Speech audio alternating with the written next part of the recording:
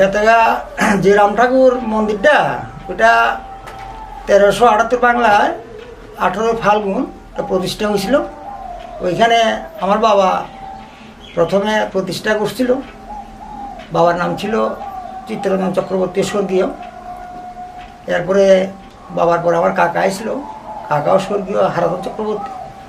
তার মৃত্যুর পরে আমার হাতে তুলে দিয়েছে। আজকে 9 বছর আমি এখানে পূজা বুঝতে আসি।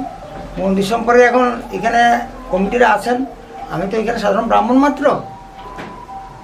তো উৎসব চলে 5 দিন 6 রাত্র।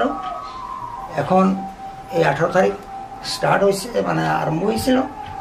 তো এটা শেষ হইব 23 তারিখ মহাপ্রসাদ, 24 তারিখ সকালবেলা শেষ হইব। এখন এই আশ্রমের যে কাজকর্মগুলা, যেমন টাইলসের কাজ, এগুলো এই বছরেই সম্পূর্ণ হওয়ার পথে।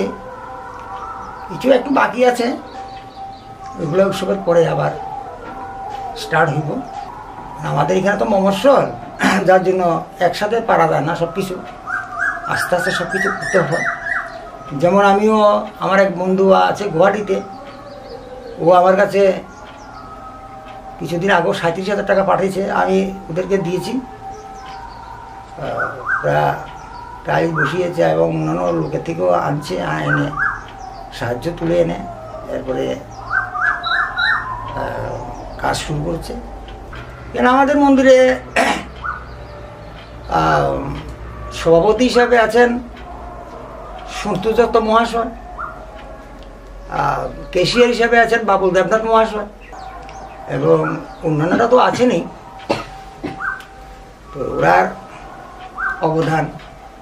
অবদানে হয়তো আশ্রমটা অতটুকু মানে হয়েছে, এবং সামনেতে একটু ভালো করার জন্য এখন আমাদের এখানে দেখছি আমি উৎসবে এখানে হোয়াটসঅ্যাপ নাম্বার দিয়েছে, অ্যাকাউন্ট নাম্বারও দিয়েছে। যদি কেউ সাহায্য করে ওই নাম্বারটাতে সাহায্য করার জন্য স্ক্যানারও দিয়েছে। ওই স্ক্যানারে সাহায্য করার জন্য আর কি, হাত খুলে ঠাকুরের জন্য কিছু সাহায্য করলে হয়তো মন্দিরটা একটু সুন্দর হবে। এখন তো উৎসব চলছে। তো 23 তারিখ আমার আবেদন থাকবো ব্রাহ্মণ হিসেবে, সবাই যাতে 23 ফাল্গুন রোজ শনিবার ওদিনকে সবাই যাতে এসে মহাপ্রসাদ গ্রহণ করে, অতটুকুই আমার আবেদন থাকবে।